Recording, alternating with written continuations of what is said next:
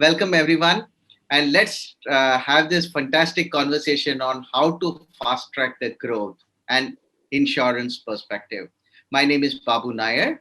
I'm the publisher of Banking Frontiers magazine since 2002, which I launched for the creating a great ecosystem for the financial sector. And we have been doing such kind of interesting conversations with industry leaders like you. We also have, apart from the magazine and these kind of conversation sessions, we also have a video channel called as bankingfrontierslive, where we will be also putting some excerpts of this session, and you can see some wonderful sessions other than this also with many of the industry leaders. And over to my next speaker who will introduce himself. Amar, can you please introduce yourself to us? Absolutely. Thank you, Babu. Good evening to everyone on the panel, and good evening to all the listeners. Thank you for joining us. My name is Amar Joshi. I work with SBI General Insurance in the capacity of Chief Business Officer. And as part of my role, I am responsible for sales and distribution and branding and marketing. Delighted to be here. Welcome, Amar. Welcome to this show. And may I ask Deepu to kindly introduce yourself, Deepu? Thank you, Babu. Pleasure to be here. I handle operations, customer service, business process reengineering, and drive digital transformation at Bajaj Allianz General Insurance. Looking forward to a good discussion. Fantastic. Welcome, Deepu. Love to hear a lot more interesting innovations from you. You have been bringing out one birds from the hat every month for last few months of the lockdown. So let's also look forward to know what new bird are you coming out with. Thank you. So KAMOLIKA, can we have the pleasure of knowing a little about you? Sure. Thank you, Babu. And it's a pleasure to be here. A big hello to all the fellow panelists as well as the audience. My name is KAMOLIKA Perez. I'm part of the Google Cloud leadership team in India, based out of Mumbai. And so just looking forward to hearing all the conversations and perspectives today. Fantastic. Welcome, KAMOLIKA. And now may I request Anjana Rao to kindly share her introduction with us. Thanks, Babu. Hello to all my panelists, co-panelists, and the viewers. I take care of business transformation and strategy at India First. I've been associated with them for the last 5 years, and been part of insurance for the last good 20 years now. So yes. Fantastic. Excellent. So long timer insurance. BALKRISHNA, can we also have the pleasure of a short intro of yours? Sure. You're on mute, Bala. I am. Am I audible? Yes. Yeah. So hi, I'm BALKRISHNA. I'm the Chief Digital Officer for the HDFC Life Insurance, and in my role, I look at everything that is digital, including analytics, digital journeys for the customers, business insights, and digital innovation. How is the business looking? So for two of you can probably answer it, one from life and one from non-life perspective, and then of course there is going to be an escalation in the growth for the insurance industry, considering the kind of importance that insurance has gained, especially in the last few years. So I would like one general insurer, maybe Amar, to share some perspectives of what is the rise that is happening, how are people managing the growth kind of scenario from the general insurance sector. Amar. Lovely question to start with. While we all have been through a lot, we know what challenges and what problem. I think it's important that we talk about what's gone well and what's the way forward, because it's a new normal and it's a new way of life. And I think the way country and the insurance industry, the way it has responded is truly phenomenal. I think the speed and the agility at which we have realigned into a problem which we have never seen before. I'm quite impressed with the way industry and country as a whole we've responded to that. That's quite a big positive. I think with initial months, Q1 especially, degrowth, Q2 onwards, economy trickling back is an expression of two things. One is the numbers speak from themselves in terms of economic numbers, but I think what's heartening is the consumer confidence. People are buying, people are borrowing, and they are buying assets from a long-term point of view. They are borrowing from a long-term point of view. And that, I think, is a very big message that the consumer is saying that, hey, my confidence is back. That, I think, is a big takeaway. And that is something that we must notice as far as fast tracking our future is concerned. So the number that I can share with you is that industry had a positive growth of about 1.5% in general insurance in H1. At SBI General, we had a fantastic H1. We had approximately 17% growth in H1 with 50% plus growth in PAT in H1 FY21. So I think the way in which this organization responded across was truly phenomenal. Everyday learning, relearning, unlearning, and I think that really took us where we are. So we are extremely positive and bullish at this stage. In fact, this has kind of put the race back to starting point and gives a chance to many to respond and do things that we always wanted to do but could not do. And that, I think, is a big positive that we at SBI General are taking out of this. Another big one is the momentum in the health insurance. Obviously, the non-believer have converted into believer. Those who thought things can go wrong only with my neighbor and nothing happens to me have learned that insurance is critical. It's not just for the earning member of the family, it's for the entire family. And I will do it tomorrow has shifted to saying I need to be protected today. I think that's a very constructive and positive change in the consumer mindset, that the need for protection and the need for plan B has been realized and fast tracked.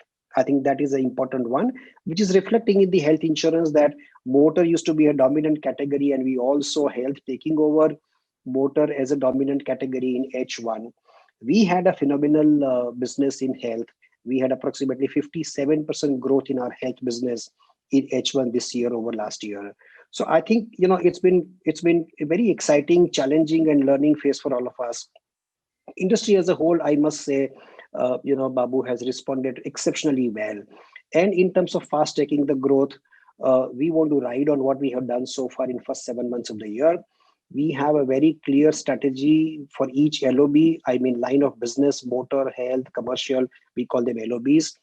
But we have specific and sharper focus on the categories of health, home, and SME. We have a multi-channel distribution strategy with digital as the foundation of anything and everything that we do.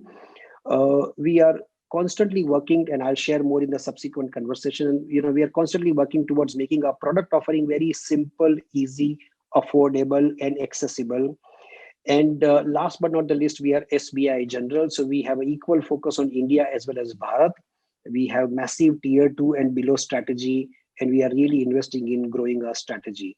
I must tell you, we are so bullish and confident that in midst of COVID, we relaunched our brand. We had an old identity. We relaunched our brand. We have a new identity, which tells us that we are ready for a traditional customer as well as a modern customer. We also added a tagline with a lot of thinking, which says Suraksha and Bharosa Dono. So I think GI industry has done phenomenally well. I would really want to compliment all the peers in the group. And SBI General in particular, we had some fantastic starts and very excited about times to come. Fast taking the growth is the mantra. Great. Let's go to Anjana. Anjana, you are from the life insurance. Let's know a little bit from your side about how the business has changed for you now and how are you looking towards the future? So I actually echo my sentiments with Amar's. So I'll keep it short. Yes, I see quite a lot of green shoots now. I mean, the Q1, after the Q1, we have seen everybody evolve. We as insurers evolving. The customer also has evolved. The customer has also got used to the newer ways of, doing things, buying, servicing, And the pandemic has also made them relook at their adequacy of the cover. So we see customers who had a risk cover going in for higher risk covers. We see customers who didn't have a cover. We see a market increase in the pure protection and guaranteed returns. So these are two areas where we see good interest being generated, and customers are more inclined towards it. So yes. Perfect. This data growth is multiplying day by day, day by day, day by day. How are we as an insurance industry handling this data especially when there is a lot of sharing of data required now in the future? And how are we basically managing this data explosion? So from that perspective, I would love, Deepu to share some perspectives. Yeah, thanks, Babu. I guess the question couldn't have been more timely, especially when everything has gone digital. Now, when you look at data, for starters in insurance, there is this question of who owns the customer, because it's a highly intermediary-led business. So therefore, getting data itself, becomes a mammoth exercise. The second aspect is, while you get data from customers or from intermediaries, today customers themselves don't realize how much data they are putting out there, by signing up to various apps and digital assets. In fact, when we went to Silicon Valley a few months back, we found that 90% of the startups we met there, their business case was, you give me an inch, I'll give you a mile. So that's how the focus on data is. Third, of course, is the fact that our adoption of the cloud has helped, because earlier data used to be present in siloed data marts, and now it's in the form of a data lake, and therefore we can offer a lot more products and services to our customers. So these are the three dimensions by which we are managing data. Fantastic, fantastic. That you encapsulated it into three very interesting buckets there. Great. Balkrishna, as an innovator, how do you see data being managed? Sure. So basically, I think one way of looking at it is that everyone is today talking about data. So in that sense, collection of data is becoming slowly more commoditized, in a sense that more and more cloud servicing or storage of data in the cloud is becoming a norm in at least all the medium to high, bigger size organization, as well as newer companies. So most are doing that. That is now a BAU according to me. What is the power is the how do we use that data for an effective use case. Now, if you take an example, you gave me your photograph as, let's say, an application process. Now, historically, I would just scan it. We have literally crores of papers of customers, indexed, of course, which were scanned, stored as PDF, and I don't know what to do about it. Unless there is a litigation and regulatory reasons why to open it, I don't open them. But now I can use that photograph, for example, as a data. So when you come to the branch, I can ID you with that photograph with the face detection. For an annuity business, if you need to prove your the so-called life certificate, you don't need to come to our branch. We can give you an app. You can do a couple of small things. I can ID you with the photograph that you gave. That's a use case. The point is the photograph itself I had always collected. Of course, we are now collecting more type of data, etc., etc. But just that small example, it always existed. But using it for a meaningful use case, that's the power of data that we can use today. And that's how the things are turning. And as a consumer, I am also a consumer. I'm not just a manufacturer. As a consumer, my expectations on how quickly a company should respond when I do something, when I go to a branch, I expect myself to be recognized. I expect myself to be served quickly. I don't expect a spam kind of a product offer. I expect it to be customized to me and so on. So there is a whole lot of expectation in the marketplace, and all of that can be possible only because you have enough data, which is both the transaction data, behavioral data, and all sorts of structured and unstructured data in the marketplace. And when we can make a story around it and use it to understand who this customer really is, that's when I can offer really a customization or hyper customization for the customer, or in our case, a lot of times for the agents and for our partner customers as well. So that's to me what it is. Collecting data to me is no more innovation. That's, I think, one is doing. From a tech perspective, one of the most important thing is especially migration of the data, or probably protection and privacy of the data. These are some of the most critical points for any financial services provider. How are you working with financial organizations globally and trying to help them to manage this data explosion? Yeah, so that's a great question, Babu. And I think two factors that go into it. And I really loved what Balkrishna said about, it's no longer how you store the data or manage the data, although that is also critical, but it's really about the insights that you derive from it, right? And therefore, the way in which you manage and store it, and the way in which you structure it, and the way in which you keep it on the cloud, for example, really has to lend itself to that flexibility of usage that can help you draw insights in the moment, right? Now, as you rightly said, I think a lot of emphasis is laid by Google Cloud, for example, in the way that the data is stored and the way that the data is managed, especially keeping in mind the sensitivities, there may be regulatory requirements and all of that, which actually all form a very core part of our data management strategy. So whether it's a question of having the data centers within India to make sure that the data residency regulations are respected, also about having multiple layers of security, right? And we believe in something called zero trust security, which makes sure that every layer of security, including security for data in process, is built in on the cloud, right? Because I think that's something that's very close to our heart, right? Then comes the whole issue of how do you manage and really use this data, right? Now, with the customer interactions moving online, and as we said in the pandemic, a lot of interest from even millennial customers, who would be making their decisions online. There is a data trail that every customer leaves, right? And very soon that data trail becomes a really huge amount of information that can actually be really mined, to use a traditional terminology, for nuggets of insight, right? So whether it comes to, one example, in fact, for work that we did for a insurance company in India was really to look at all of these customer interaction, data, and try to generate lead scoring methodology out of it, which could actually tell you who would be the customers that you would engage with the most, right? But even moving further down the line, right? I mean, managing data has always been core to insurance in a certain sense, right? I mean, the actuarial profession is actually called the first data scientists of the world, because they actually looked at a whole bunch of information, and the idea was to try and draw patterns out of it that could help you, with your risk modeling, right? Now you have a much richer data set that's available, right? Not only is it information that's digitizable, or information that's available, you can have pictures, as Balkrishna was pointing out, you can have other forms of unstructured data that really can help you drive that decision, right? So the ability to make more accurate decision with a richer data set, and the ability to therefore derive insights and risk modeling out of it, is something that technologies like cloud have now made available much more easily. Fantastic. What are the new things that are coming today in fast tracking this claims business from a life perspective and from a non-life perspective?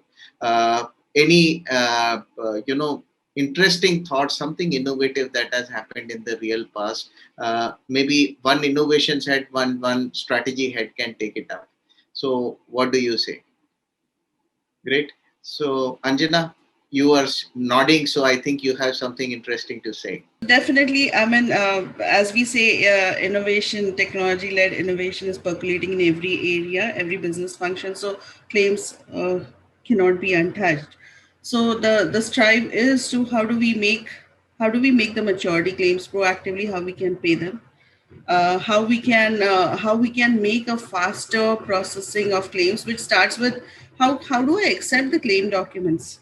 So shifting acceptance of notification to a digital mode, to being able to, can I reduce the wait time now that I have started receiving the documents, can I reduce the wait time of some scrutiny, somebody in the scrutiny team to read them, can I use again technology to read and validate the adequacy of documents, and then proactively tell the customer, okay, fine, you have submitted whatever has been required, and maybe by within 24 hours your claim will be settled.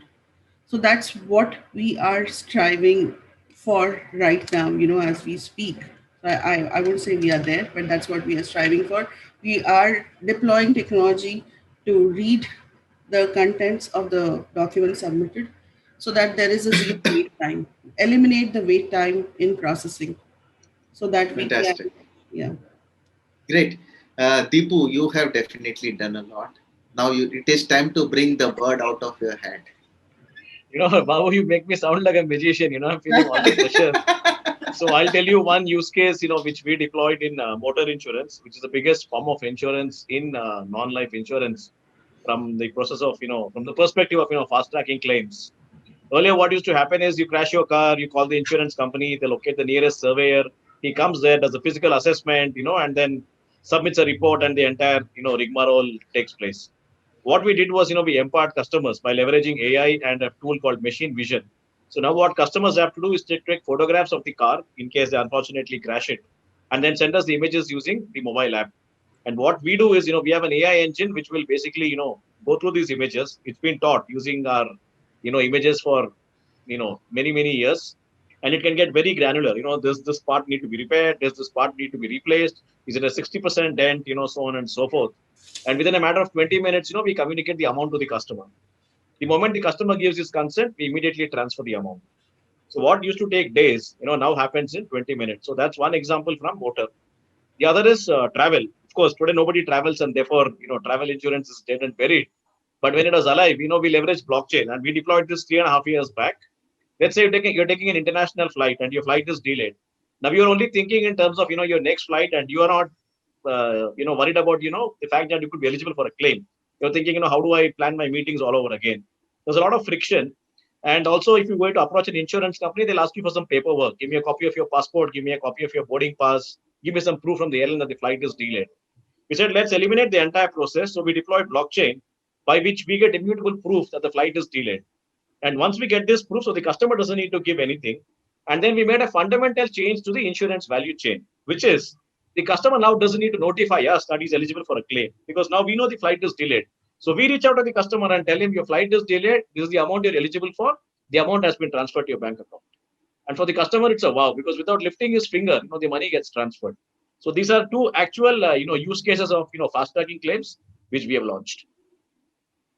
Fantastic. Anybody has any other different thing from either life or non-life perspective which you have seen, which you would like to share from the insurance perspective?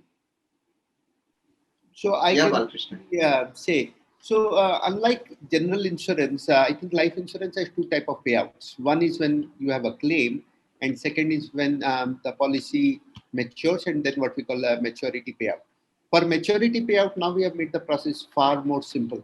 Wherever we have customers' bank accounts, etc., we actually proactively try to do a NEFT or whatever the bank transfers and prepare ourselves to do it. And that obviously means we have also far less so-called unclaimed amount with us, which is a difficult thing for me to manage. So being proactive there eases things for us, brings a smile to the customer that they did not have to work hard to get their money back. On the claim side, actually, now if you just look at standards in the industry, from a claims perspective, especially those which are more than 3 years old or more older policies, you have claim percentages which goes like 97%, 98%, 99% of the claims getting done within a day. And basically what it means is, except when we believe there is a material fraud or material disclosures at the time of buying the policy, we are basically processing it very, very fast within 24 hours. And that is not just us, I think that's becoming the industry standard. You will see that the top 5 issuers probably differ by less than 1% there. So the industry itself have progressed quite a bit there. And what still remains to be done is collection of all the documents from the customer or the next of kin's perspective, the person whose name is there in the nominee. A lot of times people may not, for example, have a claim but do not submit, let's say, a death certificate which is in proper order, or if we require nominee's PAN card, or we require couple of details, nominee's IDs. Sometimes that back and forth, which customers are typically told to give upfront, that may take time. But right now you can do a claims with us on a WhatsApp, and we will tell you what documents we need. And within 24 hours of receiving those documents, the payment is made. So the process has become far more simple. It is, I think, from an industry perspective, a great progress. And being one of the biggest insurer here, we definitely have also done our part here. So KAMOLIKA, from your side, do you see any interesting innovations that are happening from the claim side, from the insurance perspective, or how technologies are being leveraged for this? Yeah, absolutely. No, I think all the examples that I think that I heard on the panel, in terms of the fast processing of documents, and also to be able to recognize anomalies if there are, so that the initial back and forth, etc., is reduced, and therefore all of the information comes in.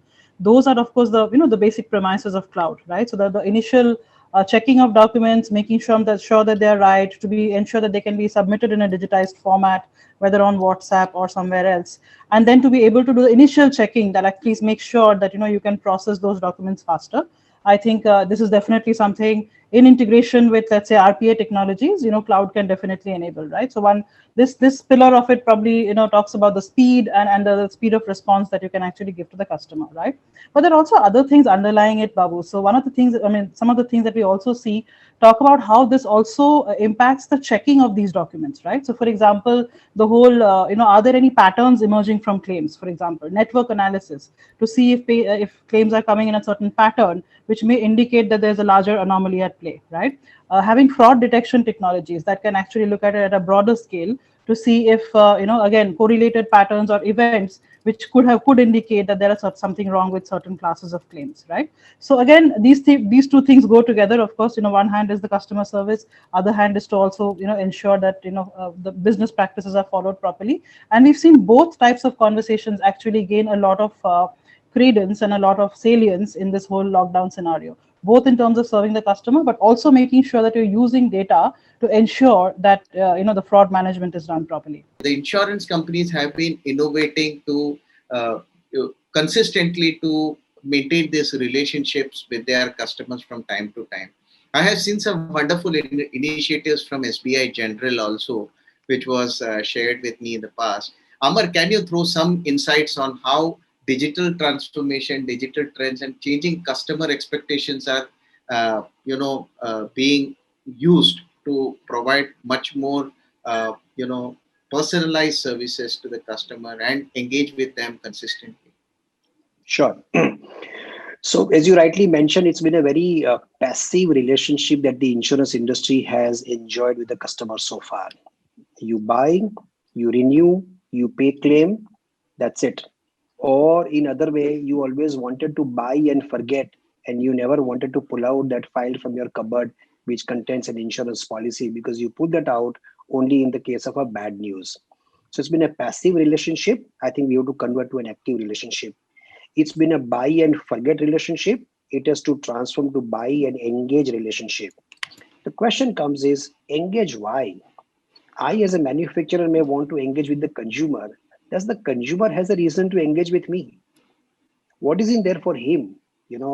He doesn't want to know weather for today from an insurance company or the traffic on the road that he already knows. So I think that's where technology and innovation has to play a role. But more than technology and innovation, I think the deep consumer insight is at the center of all of this. Technology was available and will be available. It's the intent and the consumer insights that will change the way forward. And I just want to give you two simple examples that we have done. One is, as a part of our ongoing elevated focus on the rural customer, we found that if there is a rural customer who is having a daily wage, unfortunately is unwell for a simple say fever, he has to tell his family member or a neighbor to take him to a doctor to a nearby village. Now, two people take a day off from work, they lose wage for a day, they get onto a bike or a bus, they go to the next village, wait in the queue at the doctor's end for a couple of hours, get yourself treated with simple medicine and come back. Simple consumer insight, how can we solve the problem? We've launched a product with teleconsultation. Just make a phone call, doctor is available. Now you call it consumer insight, you call it use of technology. I think the important point is that this COVID scenario has put the customer at the center one more time more strongly. It's forcing us to build more consumer insights and build the solutions around that. So I think this was a simple but a very effective example, because eventually technology and innovation has to solve a customer problem. I may have a fantastic solution, but what if it doesn't solve a consumer problem? What's the value I'm creating for the consumer? This was one example. The another example, which is slightly I would say work in progress, we are yet to realize the benefit of that, is in life insurance industry, we have seen the life planner or calculators which tell you how much insurance do you need. You need X times of your annual salary, or you need retirement planning and you need pension, that it has to be a multiple of your current earning and future expenses and stuff like that. But there hasn't been a need analysis calculator for a general insurance industry. And I have been looking around with competition. I've tried it myself, and we had a very limited success on that. For the first time, we have launched something called as Inshurakshak, which is, obviously it says Inshurakshak. That's a brand that we have created, and we have released our Inshurakshak, tool on our consumer app. Now, you must try that. It is very simply built, which takes you through all your human assets and the physical assets and find your risk assessment score and tells you where you are and what more can be done, and then finally leads into a buying journey. Now there, before buying, he is clicking few buttons and giving us some insights, and we have a powerful AI engine which is going to make it even sharper and smarter, and those things will eventually lead to hyper personalization or micro market strategies. So I think these are two examples that I like to share, that these are challenging times which demand better consumer insights. And once you have them, leverage technology to make a meaningful impact in the lives of the consumer. I think that's something that we have done at SBI General, but Fantastic. much more can be done. Yeah. Great. Balkrishna, from your side, do you have anything such interesting to share from a perspective of life insurance? I mean, there is always a lot in terms of life insurance.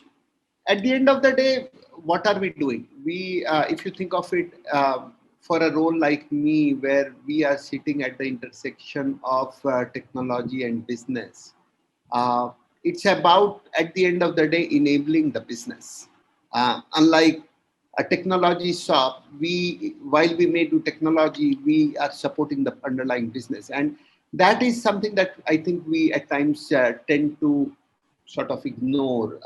What is the use case that we are doing? Where how does it benefit the customers? And life insurance is largely still a B2B2C kind of a business, which means whatever we do, it is also about enabling our partner ecosystems, because again, we sell our customers directly only so much. Everything goes through either a banker or through a broker channel or through some of our online web aggregator partners and so on.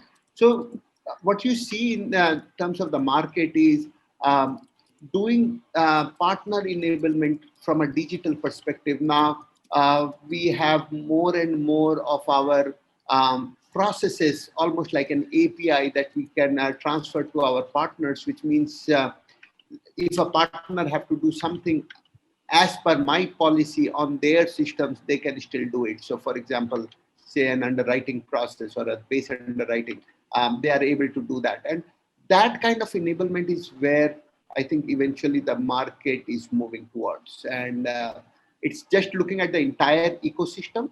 The base value is known to everybody, but also understanding the partner ecosystem, not just from who are my resellers.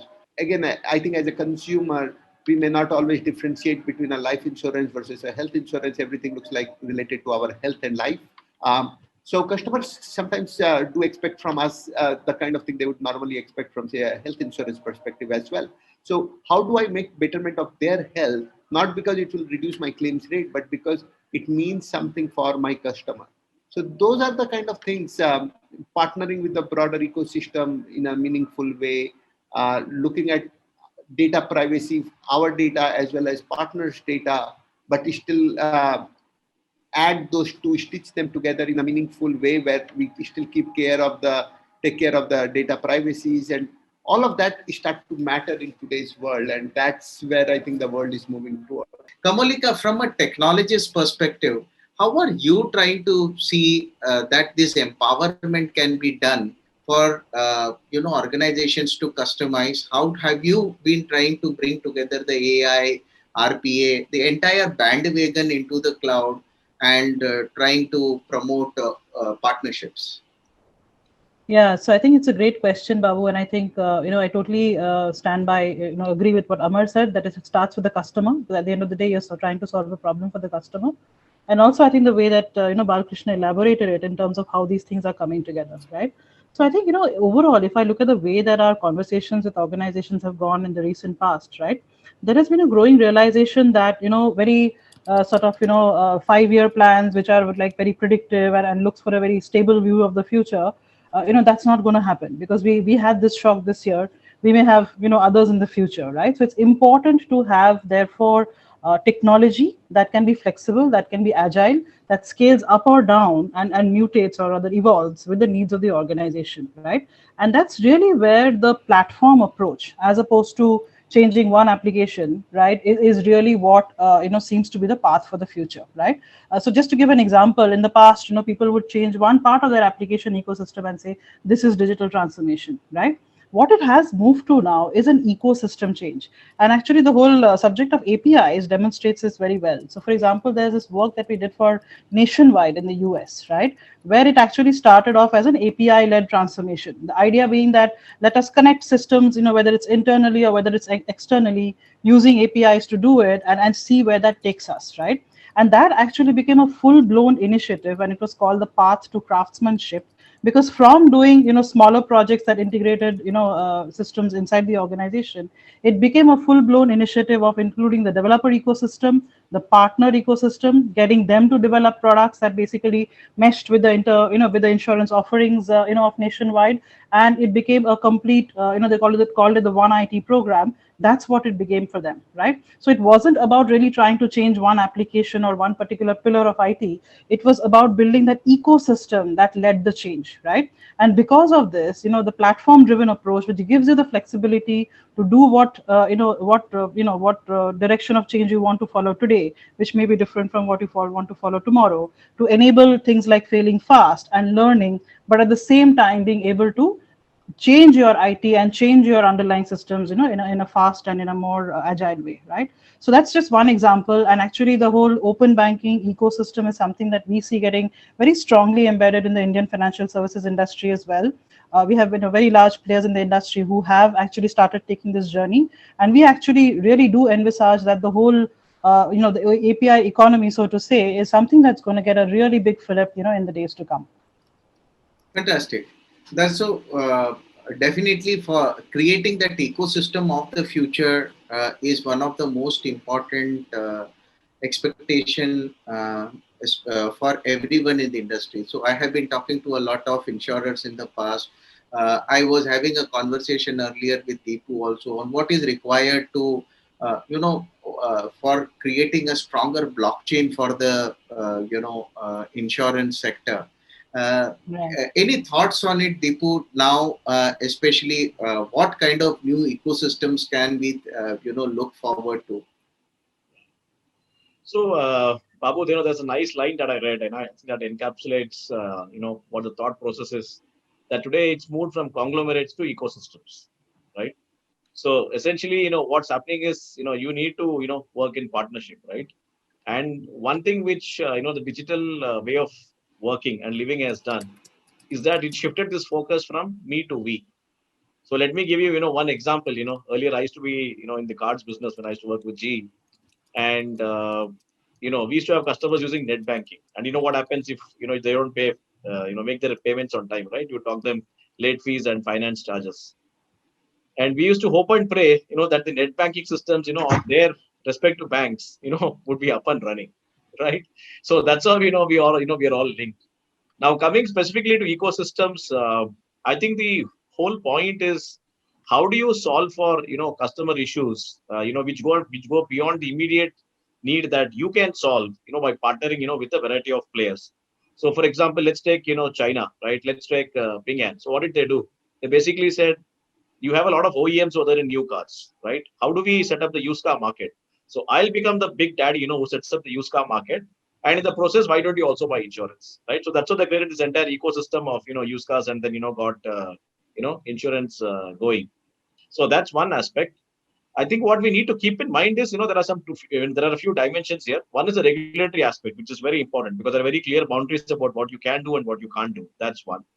The second aspect is how do you want to spread your wings? Again, to give you an example, there are banks in Singapore where if a new company approaches them for basically setting up an account, then they realize that it's a new company which is getting set up.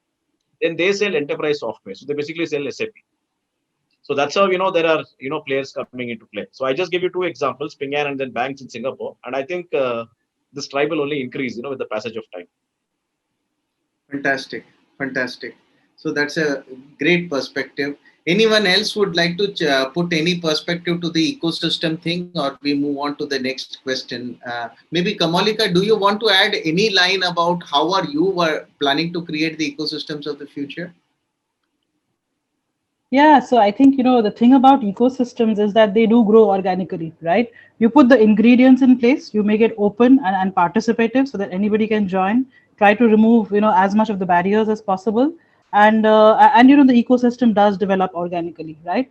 But I think, given the fact that, we are seeing these ecosystems becoming the mainstays of innovation in the future, innovation isn't going to be something that, a few organizations are going to own, right? It is going to exist in the spaces between organizations, if I can put it like that. So it is going to exist in the collaborative space where people come together and create something new. So I think it is really incumbent on the leaders in the industry, such as the people we have on this call, to actually come together to create some of those platforms that create that that space for innovation, right? So I think it's very, very, very, very important, and something that I hope we'll see a lot more of in the future. How are insurers handling frauds coming in through frictionless or faceless sales channels? So can we have one life and one non-life insurer's thought on this particular thing, on how they are managing frauds from the perspective of technology and AI, ML, etc.?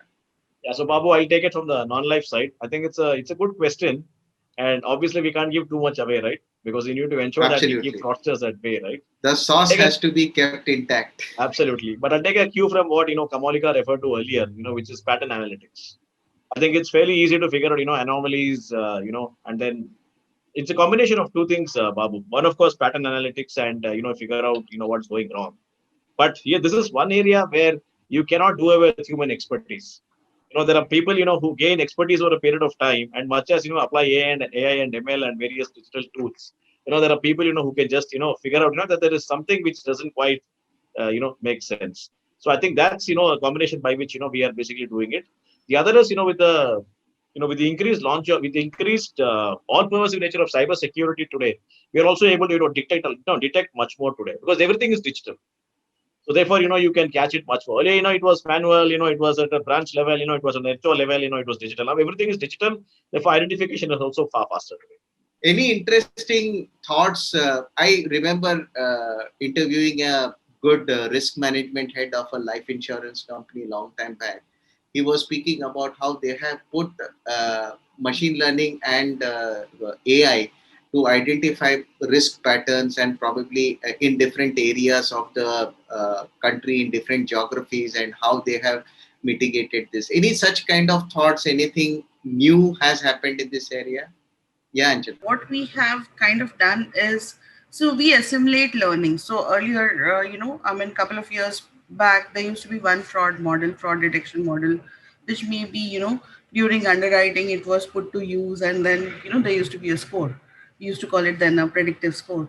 But now with AI ML infused model to detect a pattern or detect frauds, so we are extending it at the point of sale itself. So like how what one of the viewers asked.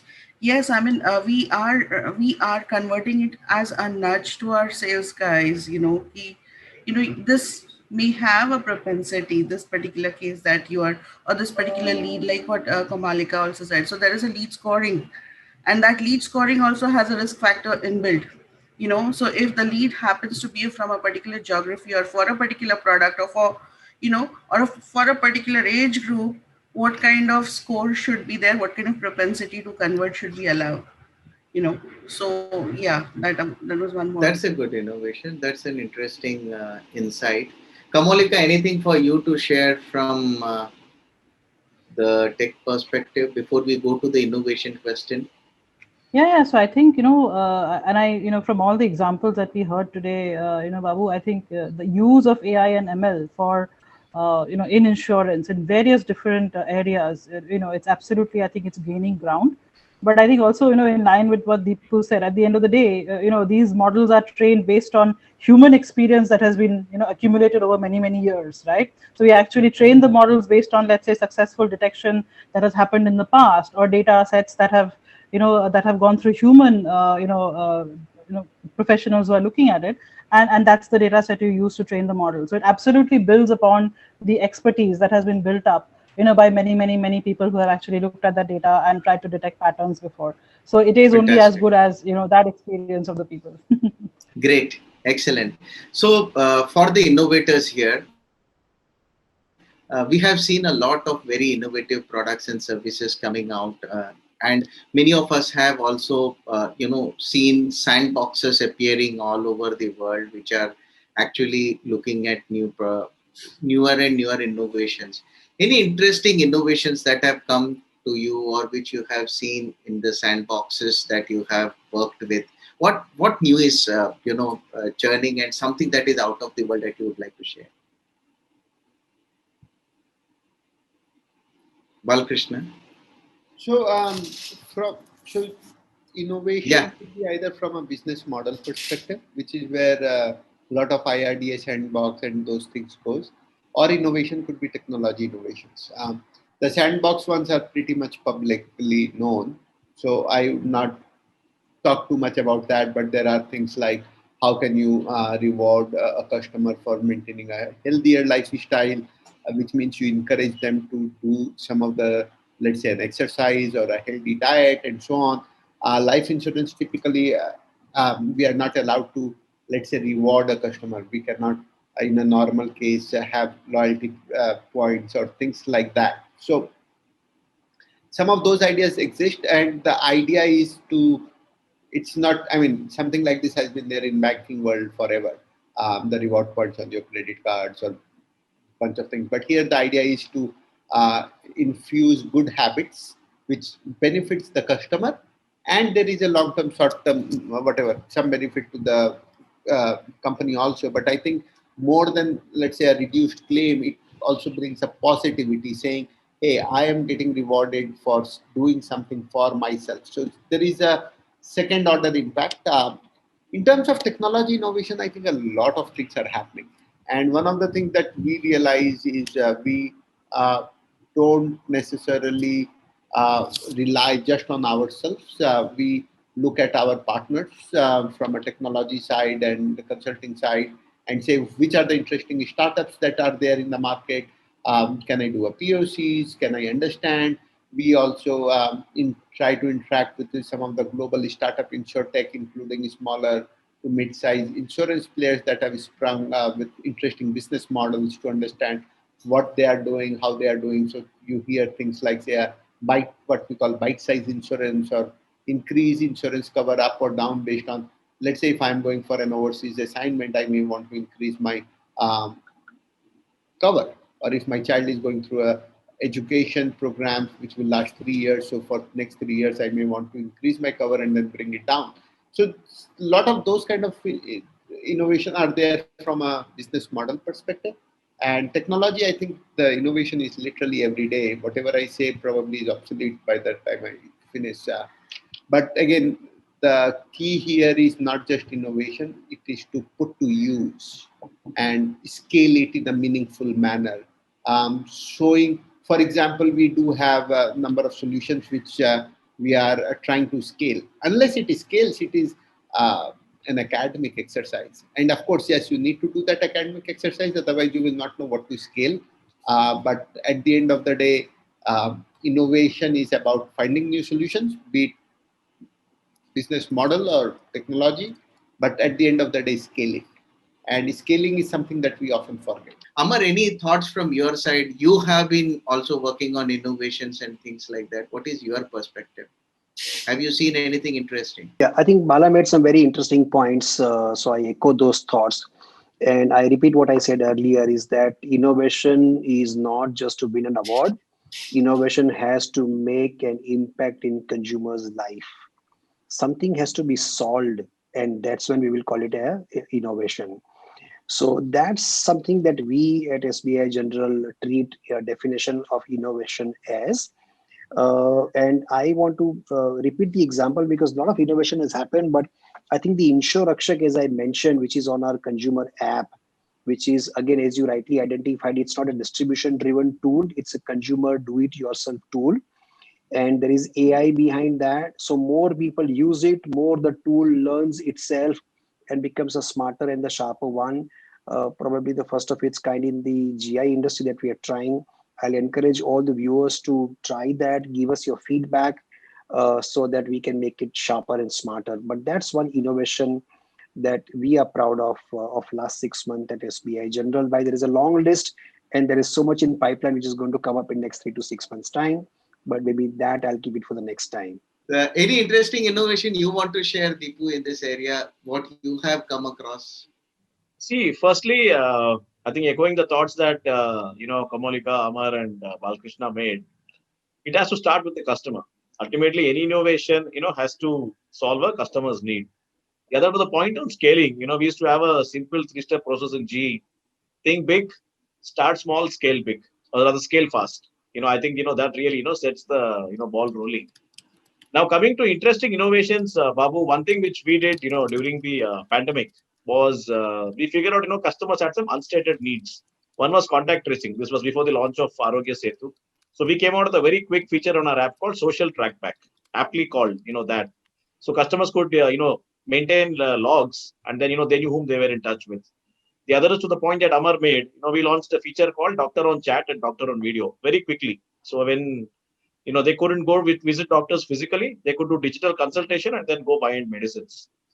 And then when COVID-19 happened initially, and when people were wary, and COVID-19 can be asymptomatic, you can be a carrier without realizing it, and they don't want to go to the hospital because ironically, in the quest to get tested, you can get infected. So we came out with the COVID-19 self-assessment bot, AI-driven bot in 10 languages, and customers just lapped it up, and they were very grateful that they could get themselves tested in the comfort of their home without having to go to the hospital. So I think these 2-3 quick innovations in a very agile manner, just when the pandemic hit us, and it clearly made customers' unstated needs. I think went a long way. In not only in resulting in us being innovative, but our customers actually being happy, because when we took an NPS with customers, we found that we were enjoying very high scores. Fantastic. Thank you very much, Deepu, for that. Kamolika, would you like to wind it up with a closing? Any interesting innovations and how you are facilitating innovations in the financial services space? No, I think, fantastic stories that I think heard from some of the panelists today. So I think there's really inspiring examples. And I think, that's the thing about technology and availability of all these technologies ubiquitously is that it really democratizes innovation, right? So you don't really say, yes, the innovation is the domain of the startup, or, it's not at the domain of the traditional organization. That's not true. Innovation comes from everywhere. And I think it's really inspiring to see some of the examples, that we heard of from today, and into the future that I'm sure we will continue to see, that will continue to reinvent and disrupt this space. Some of the interesting examples that we've seen in the last few months, and where I think the thinking is going in the direction of, insurance, that, let's say for us, when we have capabilities on Google Cloud and on Google Maps, right? So let's say, when you're talking about house insurance, can you use Maps data to actually talk about, the risk to let's say a certain piece of, of a housing asset, right? Similarly, crop insurance, can you actually use, geographical data and images to be able to give a better and a more accurate picture to the person who's assessing the risk? Similarly, home insurance, right? So you can have, for example, now that you have, let's say, Google Home, as a technology that, let's say, has a lot of tracking or a lot of, marking of what's happening within the home, can you use that actually to provide, a more safer solution, to the homeowner, right? So those are some of the interesting possibilities we've seen coming out. A lot of questions on, also the whole gig economy, right? So if workers are actually now going to be more of freelance, operating in a gig mode, how does the industry then fulfill their requirements, right? And how do we sort of cater to this type of customer? And the last thing, which I think is again topmost for everybody, on everybody's mind, as interactions become more digital, there is also the potential for, let's say, things like cybercrime or identity theft that increases, right? And these are the new risks that insurance now has to cater for. And to learn those tools and to learn to understand exactly how things work in that world, I think could be again something very, very fundamental where technology and the insurance industry can come together and innovate. So yeah, so that's probably the summing up thoughts from my side, Babu. Fantastic. That was so ultimately we could get a total 360-degree perspective of how we can probably look at the business strategies and these technology strategies to fast track towards the growth. And we are all constantly learning. So it is like AI, like how AI keeps learning from all of us. We are also learning from each other and trying Absolutely. to understand from experiences and make it better. And we will all keep constantly learning more and more. So thank you all very much for such a wonderful conversation. And I'm sure that we will have more such opportunities to keep sharing interesting thoughts with each other. Thank you very much for making this a great success. And thank you very much, viewers, for being a great audience.